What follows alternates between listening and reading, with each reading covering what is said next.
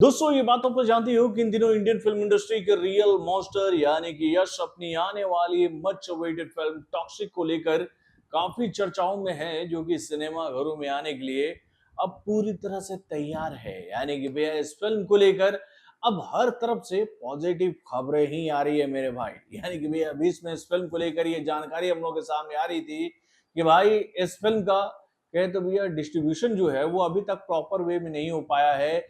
इस फिल्म को कौन सी कंपनी अब्रॉड में कहे तो भैया डिस्ट्रीब्यूट करेगी, इसको लेकर कोई जानकारी हम लोग के सामने नहीं आ रही थी। लेकिन भैया ये जो डिस्ट्रीब्यूशन वाला जो प्रॉब्लम इस फिल्म के साथ चल रहा था वो अब समाप्त हो चुका है इस फिल्म के हाइप को देखने के बाद।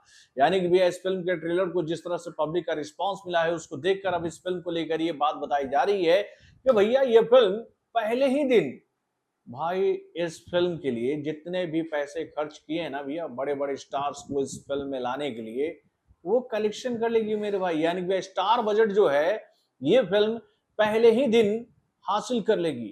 तो भैया चलिए अब हम लोग बात कर लेते हैं उन सभी स्टार्स की जिनको इस फिल्म में काम करने के लिए मोटा अमाउंट दिया गया है।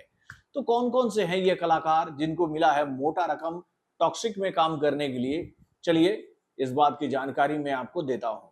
हेलो फ्रेंड्स, मैं हूं नरेंद्र और मैं आपका एक बार फिर से स्वागत करता हूं हमारे चैनल यानी कि वायरल न्यूज जंक्शन में। तो दोस्तों ये बात तो सर्वज्ञात है कि भैया टॉक्सिक में जो सबसे बड़े कलाकार हैं जिनके चेहरे को दिखाकर यह फिल्म बॉक्स ऑफिस पर भैया 1000 करोड़ से ज्यादा का बिजनेस करने वाली है, तो वो कौन है भैया? अपने मॉन्स्टर बॉय बोले तो भैया राया भाई, जो कि रॉकी से अब राया बन चुके हैं।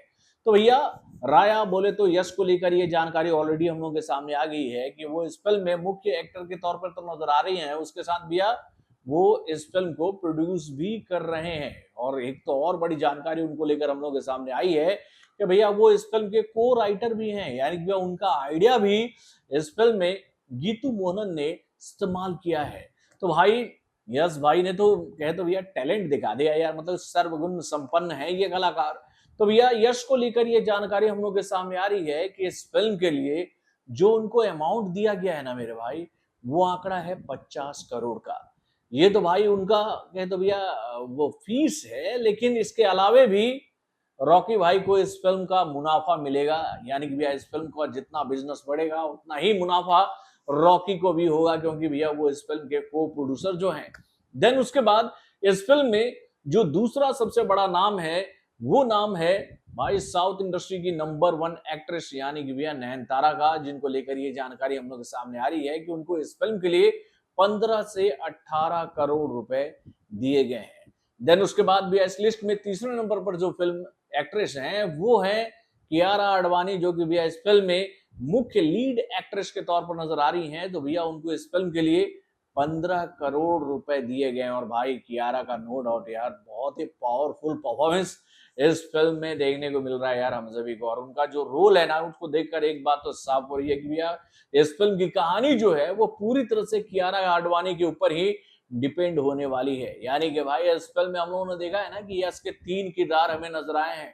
एक यंग लुक वाला यानी कि राया का यंग लुक, देन उसके बाद राया का ओल्ड लुक, और उसके बाद भैया राया का बेटे का यंग लुक। यानी कि भैया इस फिल्म में 3 किरदार 3 अलग अलग लुक में निभाएंगे अपने यश। ये बात तो ट्रेलर बता रही है, लेकिन मैं आप लोगों को पहले से ये बात बता देता हूँ कि भैया इस फिल्म के ट्रेलर को देखकर मुझे एक बात तो समझ में आ रही है कि भाई जितने भी विजुअल्स राया के दिखाए गए ना इस फिल्म में, उसका कनेक्शन इस फिल्म के पार्ट 2 से तो है बॉस।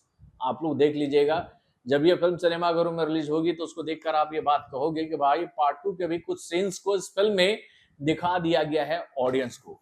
तो भाई कियारा आडवाणी को मिले 15 करोड़ तीसरे बड़े कलाकार के रूप में। उसके बाद भी इस फिल्म में रुक्मणी वसंत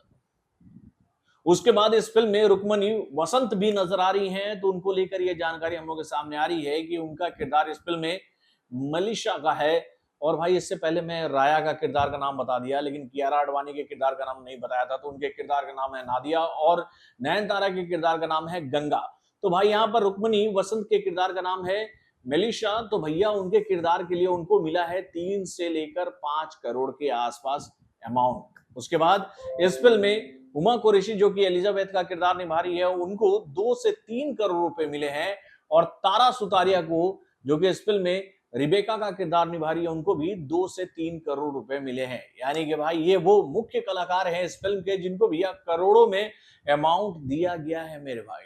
तो दोस्तों नो डाउट इस फिल्म के बजट को देखकर हम लोग ये बात तो कह सकते हैं कि भैया बड़े बजट पर तो ये फिल्म बनी है, लेकिन इस फिल्म का बज़ इस वक्त जिस तरह का बना हुआ है सोशल मीडिया प्लेटफॉर्म पर, उसको देखकर एक बात साफ हो रही है कि ये फिल्म पहले ही दिन अपना आधा से ज्यादा बजट जो है वो निकाल लेगी मेरे भाई। यानी कि भैया इंडिया से लेके अब्रॉड तक के कलेक्शन का जो हम लोग के सामने प्रेडिक्शन रिपोर्ट आ रहा है ना, उसको देखकर एक बात तो साफ हो रही है कि ये फिल्म आराम से पहले दिन पूरे विश्व से 150 करोड़ के आसपास का बिजनेस कर लेगी। इतने का तो भैया हम लोग के पास में कलेक्शन रिपोर्ट आ रहा है। अकेले हिंदी लैंग्वेज में ही इस फिल्म को लेकर ये बात बताई जा रही है कि ये फिल्म इंडियन मार्केट से ही हिंदी लैंग्वेज में लगभग 75 से 80 करोड़ का ओपनिंग लेने वाली है, जो कि एक बड़ा कलेक्शन है भाई इस फिल्म के लिए।